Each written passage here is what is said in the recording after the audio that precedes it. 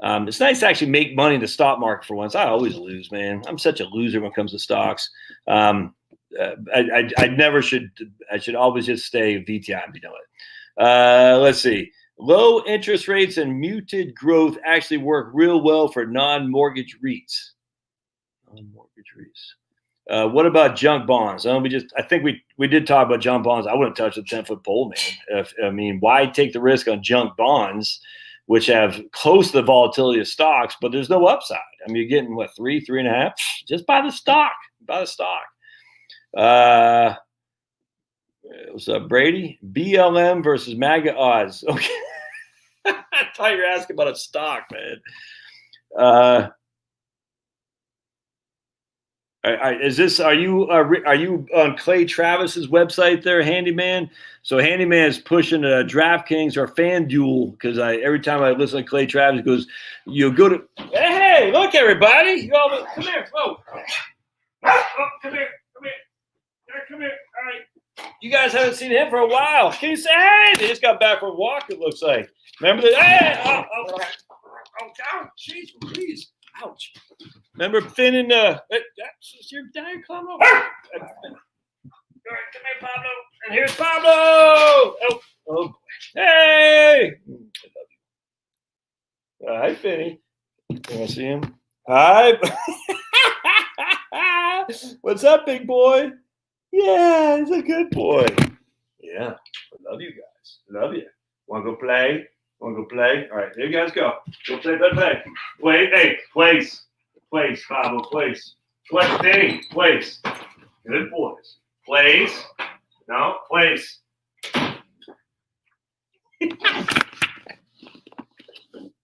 You saw that, didn't you? So Finny's like a puppy. He's like 8,000 pounds. Well, compared to Pablo. And Pablo's like an old man now. Pablo's like, get off my yard. And Finny's like, oh my goodness, man. And Finny just loves, he's like, Pablo, play. And Pablo's like, dude, I'm trying to chill. Get out of my space. And Finny's like, no, play. And after like 25 minutes of doing that, Pablo finally goes, Rrr! And Finny goes, oh my goodness, this is the funniest thing in the world. Oh. All right. So any difference between Roth and traditional? Let's see here. 6 to 7% under the Great Reset. Okay. Favorite Vanguard for Roth, please. Talked about that. I'm 30. So my man, Unhandyman, is 33% of his Roth. On his Roth this year. Anyone else thinking XOM over VTI?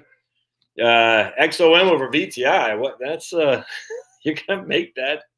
What? You don't see an odd comparison there. Whew. Let's see. There's a stock rotation. Cute says there's a stock rotation going on. International stocks. Are international stocks moving the ball there? I haven't paid any attention. Small cap value and energy stocks are winning the past 2 to 3 months. Really? Energy stocks with freaking Steely Joe coming in? Oh, man. I just posted some stuff. I don't know if I posted on YouTube. I did post it on my MeWe account. And if you're not on MeWe, you should be, because Facebook sucks. But anyway, talk about the Japanese energy crisis and whatnot. And it's only going to get worse, dude. In fact, my man there, Hemet Sunshine, in California, hope you don't need any electricity anytime soon, because they're shutting everything down, man. And no nuclear, no hydro, no dirty coal, no natural gas. So if you're needing some electricity, and then they're going to mandate EVs, the whole thing is just, we are living in fantasy land run by the left. It's going to be fun. But anyway, this small cap value. I don't know that. Yeah, that's good. I like to see the rotation. And remember, there is something called momentum. Momentum is a trade. I don't trade. I actually buy. But at the end of the day, usually you want to cut your losers and ride your winners. And if small cap is taking off, well, you might want to get more in there. Obviously just buy the VTI or buy Or if you want to go heavy, take some profits off the growth side of your portfolio and put into the value side. That makes sense. And we've had 5 years of significant growth dominance over value. I'm just telling you, man. And then the late night, I'll say this till I'm blue in the face. Is it 95 to 2000? Value got smoked by growth. All right. No one wanted value. No one wanted dividends. That was old fogey, good time rock and roll. I read the other day about James Glassman saying the metrics are old. No one uses price earnings ratios, dividend yields anymore. And then lo and behold, kaboom, kabing, kabunk. After that, the dividends saved the day for stockholders. That's all there is to it. The teens, exact opposite. It just goes like that. Unfortunately, it's completely random. We don't know when the cycle is going to change, but it seems like there's some opportunity there right now. All right. If global inflation is always, let's take a look at that article I saw on inflation. That was kind of concerning there. So we're going to go to F Trust portfolios. And you know me, I'm a big fan of, I tried to be, all right, hold on a second. I got this Rush song in my head, the Necromancer that I shared you guys today. All right.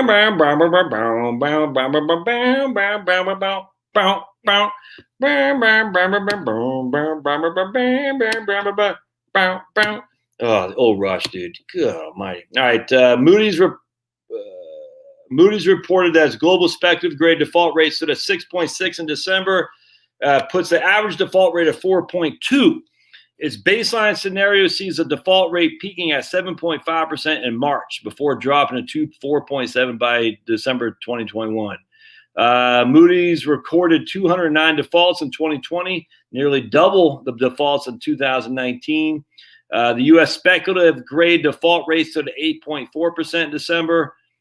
Sees it going about 9.1. All right, so basically, Moody's looks like the default rate on global speculative grade. I'm presuming that's junk bonds is significantly higher and will be higher throughout 2021. So there you go. Don't buy junk bonds. And if you got them, I don't know I literally have no idea what junk bonds did last year. I don't think it's worth owning. All right, so we're going to go to commentaries right here. We want to talk about inflation. They stand to feed right there. That is of interest to me. That's 0.4%. The CPI in December. That's pretty significant. That's a pretty significant jump. Consumer prices continue to trend higher. That started back in June and ended 2020 with prices up 1.4%. So we had consumer prices up of 1.4, which is not high.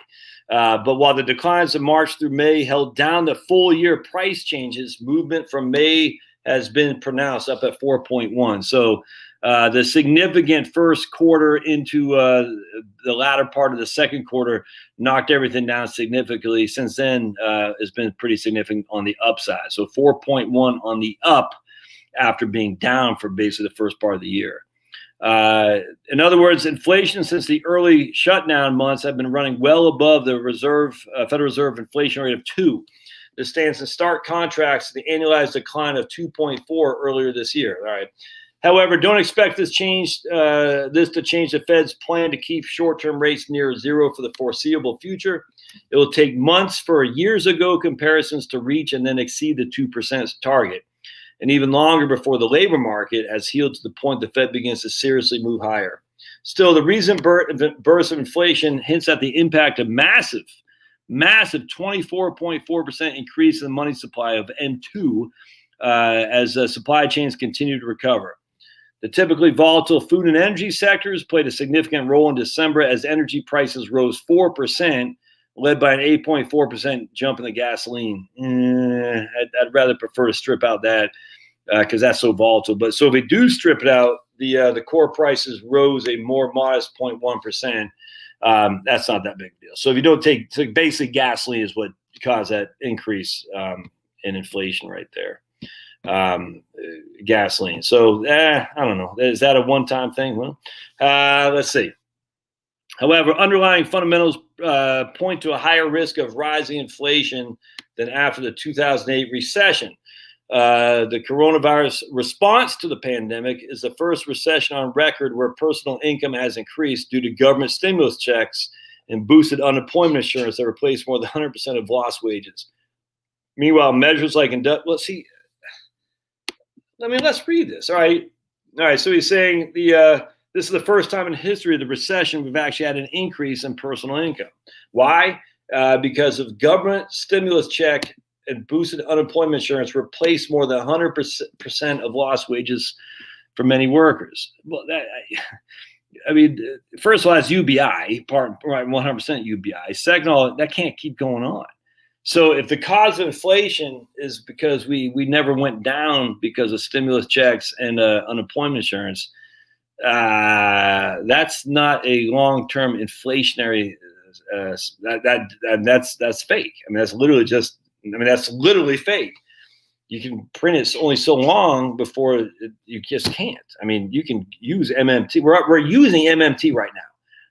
Even the MMT advocates, Stephanie Kelton and Mosher, I think is his name, even they say you can't keep using MMT. At some point, you are going to have inflation.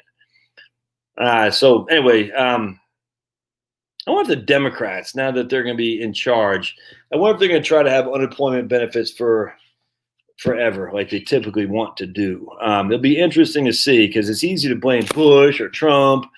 They don't care about the employment of unemployment, but once they're in charge, they're going to have to come to the conclusion that at some point you got to make people go back to work, man. You can't pay people to sit at home. At least you can't pay people 100% of what they were making when they were working. That's not good. All right. The mismatch between supply and demand will eventually mean too many dollars chasing too few goods. I'm actually surprised to hear him saying that. It's not a permanent. You're not permanently getting that 100% lost wages. I don't get why that's weird to me. Additional stimulus spending as the Democrats secure control of the Senate. That said, it's clear the economic recovery is on the way. The worst economic quarter since the post-World War II is behind us. And the question is, how quickly can we get back to normal? I'm still stunned that Trump did not see this, and it cost him his election, man. It cost him the election. Regardless of what you want to say about the vote, at the end of the day, he by allowing the panic of coronavirus, it allowed the mail-in ballots, which allowed it to be however you want to say, right or wrong, I don't care. But if we did not have the massive amount of mail-in ballots, Trump would have got reelected with a landslide. It's just a fact. You could say, well, he still got reelected in a landslide. Well, he didn't, because he's not going to be in office. And he allowed what happened to happen because of his scare and listen to Fauci. And I tell you, man, you got to blame Trump or Pence. You got to blame them both for listening to these clowns and not seeing that Fauci was a freaking Democratic lackey going back to Hillary Clinton days. I did an article, the political Anthony Fauci. I read an article back in February. People hated me on that because they all loved him. I said, Fauci is a Hillary ass kisser. And here is the evidence of that. And everyone's like, oh, no. And I was like, dude, well, how does Trump not see this? I said it back then. The most frustrating thing in I tell you, man, for all the accolades Trump gets as being a negotiator and all that, and how did you fall for this? Could you not see that a closing of the economy, and on top of that, a massive amount of mail-in ballots, which were not going to be checked for signatures, which is what happened here in Georgia? How could you not see that? It's crazy. All right, let's see. The dotted line is the probability of a normal year. Okay, we're still talking about Vanguard stuff. Yep. If you're accumulating, I don't know how you have bonds if you're still accumulating. I just don't know, man. No, it's annual. So adrenaline junkie 0.75 over 10 years is annualized. It's annualized. So it's going to be 0.75 each and every year. Anyone actually max out the Roth by February? Yeah, sweet, man. After 2020, you should be expecting, interesting. What's your take on that, Vinyl? What would be, all right, high inflation and higher interest rates would be a relatively low grade surprise. Yeah, I don't think we're not having higher interest rates anytime soon. I mean, we might have higher interest rates because the market demands it. I don't think not the Fed's not going to demand it. No way. But anyway, that's come on, that's weak sauce. You said there should be surprise of some sort. Well, your surprise got to be more than inflation and higher interest rates. Give us something to chomp on, man. Something. I'd be surprised if I'm not surprised what happens 20. So remember, somebody had posted this meme. 2020 was bad, but now he's legal, so 2021 is going to be worse or something like that. Or now that 2021 is legal to drink, this is going to be crazy or something like that. I thought that's kind of funny, because we went from 20 to 21. It's going to be bad. Now we got the bottles of Jim and freaking Jack and freaking Sierra Nevada and pints of Guinness. Woo wee! Some black and tans with Bass and Bass on the bottom and Guinness on top. All right, so let's hear what you think. If you guys have thoughts, what would be the surprise in 2021? I think so. Just curious what your thoughts are. I think that are they still going to go after Trump when he's out of office? I hope they do.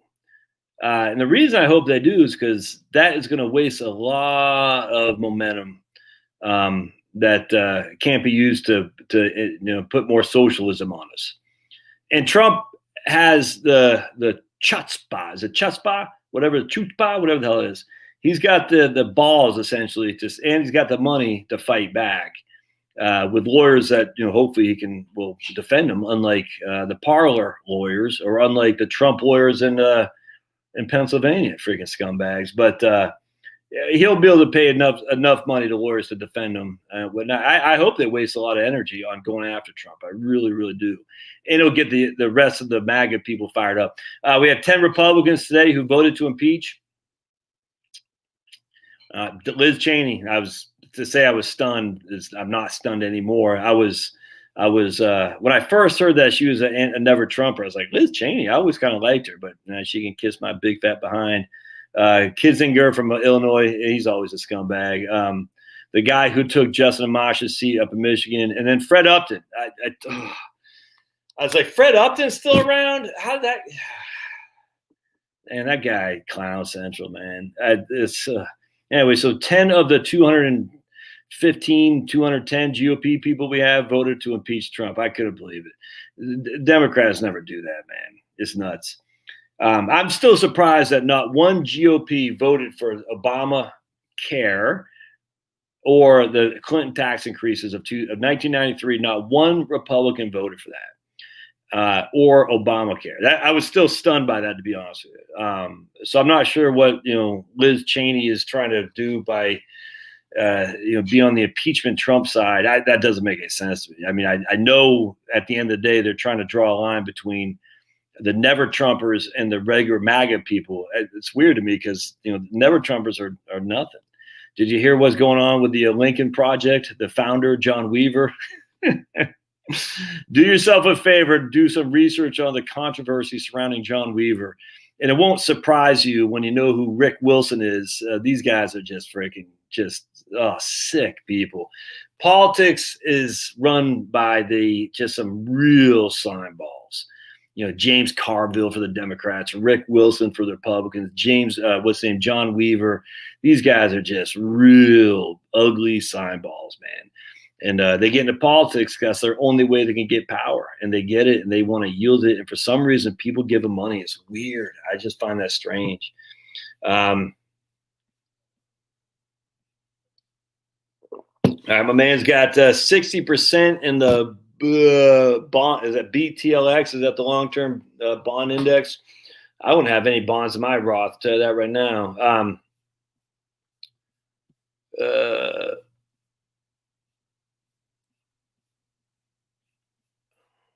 All right. If they can can't say that, Jake. They can't say that.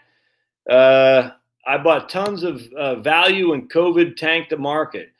Okay.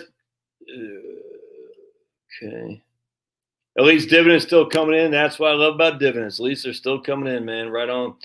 I'm looking for a good 6% dividend yield. They're hard to find. Yep. I'm selling everything and put into Bitcoin. Does Vanguard VTSAX and a Roth? Yeah, absolutely. Yep. Locking money in bonds. If you invest in bond mutual fund, can't you purchase and sell? Okay, so Wilma says, all right, so that's a good question. Let's go over how this works. Locking money in bonds. If it's a mutual fund, can't you purchase and sell at any time? Absolutely you can. All right, so the question is, so let's just, I just want to reiterate again how bonds work, because just because you're in a mutual fund doesn't exclude you from this at all. All right, so we got a bond is issued at 1,000 and it matures at 1,000.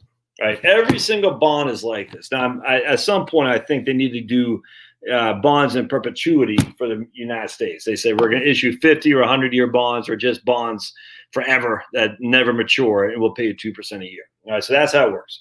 So you get a par value at 1,000, which is the issue date right here, and then you get a mature value at 1,000 or par value. All right, and we're just going to use a 2% coupon. All right, 2% coupon. So that means you're getting $20 every single year on this bond, and we'll just say it's a 5-year bond for simplicity. 1, 2, 3, 4, 5. All right, so every single year you're getting $20. You got a 2% coupon. Every single year you're getting $20. So this is a 5-year bond.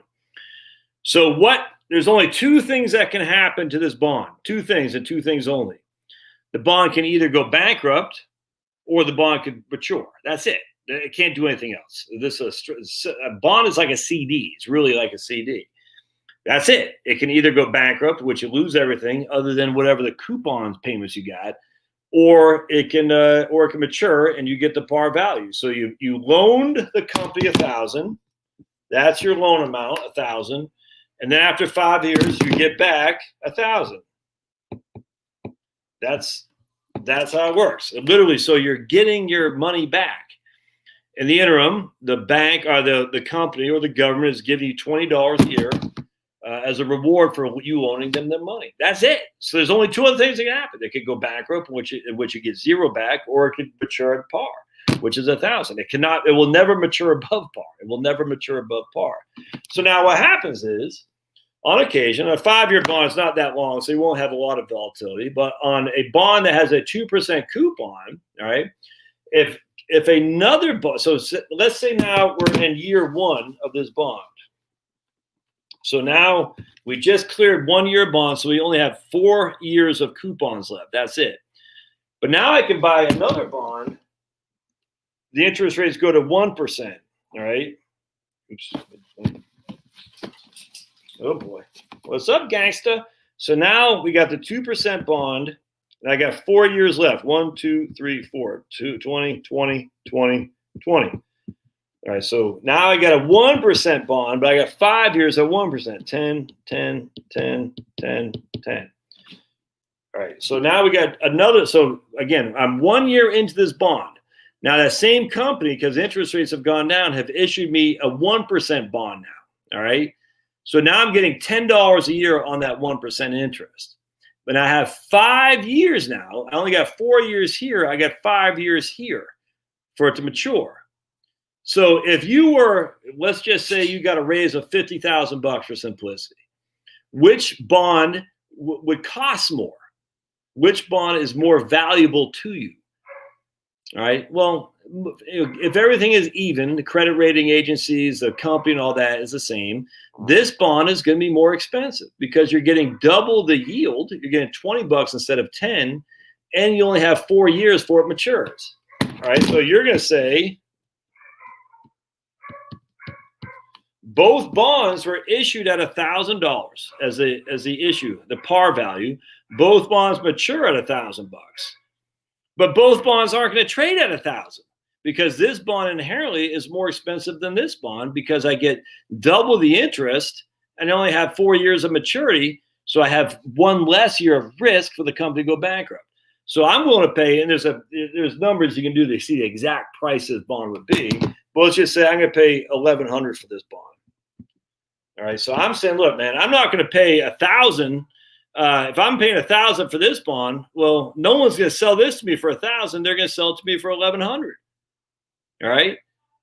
But what does it mature at? What does it mature at? It still matures at $1,000. It still matures at $1,000. So it inherently is going to lose $100 of cost because it will mature at $1,000. And people think mutual funds, because they are liquid, don't follow the same premise. Mutual funds still buy and sell bonds just like that. It doesn't change the facts that bonds have a certain level of return that you cannot. It has to be that. It's mathematical. The only way it can't give you that return is if it goes bankrupt. Now, going back to the bonds were up 9% last year, whatever the hell they were. Okay, that's fine. So now we still have $1,000 bond. Let's just say it's up 9%. So now it's at $1,090. All right. So the bond was up. Is that 9%? Yeah, right. $1,090. The bond now is selling for $1,090. It's still going to mature at $1,000. It's still going to mature. Someone is going to buy this bond at $190, and they're going to get it back at $1,000. That's inevitable for that to happen. So the question that comes to mind is, if Wilma is going to say, "Look, man, I want to sell my bonds," well, you're selling them at a premium, which is fine. But then, what are you going to reinvest in it? You're going to reinvest it in other bonds? Well, then you just defeat the purpose. I mean, you're going to invest them in other bonds that are paying a lower interest rate. So that doesn't make sense. Might as well just keep the bond you already have, unless credit ratings change or something like that. Or you invest in stocks, or you invest in, you pay off debt, one of those things. But you cannot escape from the fact that bonds is like clockwork, man. Buy it at $1,000, it matures at $1,000. Sometimes it'll go up in price. It will always go back down. There's no getting around it. Somebody is going to lose that $90 capital appreciation. It'll come back to $1,000. It's just all there is to it. Now, as such, it's fine that you got a 9% gain, but to turn around and reinvest in other bonds is silly, because you're still in the same situation. Now, what you could do is say, "Look, man, value stocks are underappreciated. Bonds have done a whole lot better than I thought they would, but that's a fleeting return. So let me sell some of my bonds and move it to value stocks." You can make that argument, but then I'd wonder why you're in bonds to begin with. Were you in bonds to begin with because you thought the market was going to tank? Has that changed? I don't think it has. Not after last year's return. My goodness. And we still have a pretty hurting economy. So that'd be up for someone to say, "I think bond market, I take my gains from the bonds and turn around and invest in stocks." I got no qualm with that, as long as someone knows what they're doing. That's the method of what they're trying to accomplish. If they're just saying my bonds are up 9% and I expect that to continue, that's just foolhardy. So mutual funds have to, ETFs, they all have to do the same thing. Pension plans, insurance companies. The biggest bond holders are, other than other governments, are pension plans and insurance companies. Insurance companies, by and large, insurance companies, they have to maintain a certain rating for the insurance company, in which to make sure that the insured. I'm a member of USAA. I have life insurance through USAA. If I die, I have to make sure that I know that my wife is going to get paid. You see what I'm saying? So I'm not going to buy a fly-by-night insurance company to insure my life if they're investing in risky crap. They've got to have some stability in their portfolio. So insurance companies are going to be pretty conservative. They own a lot of bonds and a lot of safe bonds, because they got to make sure that they have enough money in which to pay their claimants or their insureds, if that makes sense. So pensions do the same thing. In fact, one of the problems that we had in 2008 was a lot of pensions and insurance companies and endowments, as credit rating agencies dropped the bond rates and as prices fell to lack of liquidity and stuff, they could not, by charter, they could not own the bonds. And again, that's attributed to mark-to-market accounting, which I won't go into here, but they had to liquidate. They had to, by law, by their charter, not by law. They had to liquidate their bonds because by the rules of their charter said, if a bond drops from A to triple B, can't own it. Now you have all these companies in the same exact boat, and they all have to sell. Flooding the market out there. They got to sell. When you have that many sellers and there's no buyers, because don't forget, the biggest owners of bonds are insurance companies and pension companies, other than in governments. Well, these are also the both sides of the trades. For by and large, the bond buyers, the bond traders are the same people. So now they're all flooding the market with the sell side. There's no one on the other side. No one on the other side. So the price is dropping and dropping and dropping because they get all these people. The more the price drops, the more the bonds lost their credit agents ratings, which meant the more they had to flood the market. It was insane. All because of government policies. Yay for government. There to rescue us.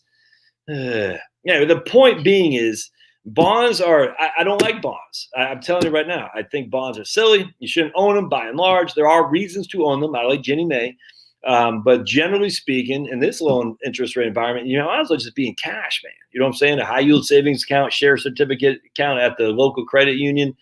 Bonds don't do that much for you right now. They just don't. Now, with that said, I said that last year, and I got egg on my face because bonds were up 9% or whatever the hell they were. Okay, I'm just telling you right now, it doesn't take a rocket science to see what happened to. I don't think the BND. I'm not sure what happened to BND, but let's look at. Wait, hold a sec. Yeah, right. There's BND right there, and so you can see the price of the bond market index fell from 88. And what's that? 88.49 in December to 87, and so it basically fell $2. Not much, but $2 in the last 3 months. And that's BND, which has some corporate bonds in there too. And if we just look at the 30-year Treasury,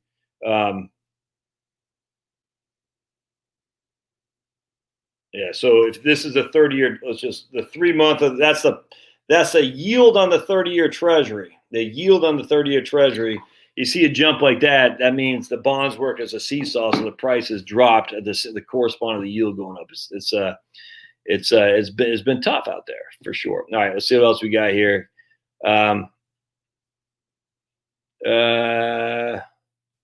Yeah, Ginnie Mae. I love Ginnie Mae. Ginnie Mae is 3 to 5 years. You know, I still say have some cash. You know, you want some cash with the bank, Charles. But Ginnie Mae, I'm a huge fan, man. Huge fan.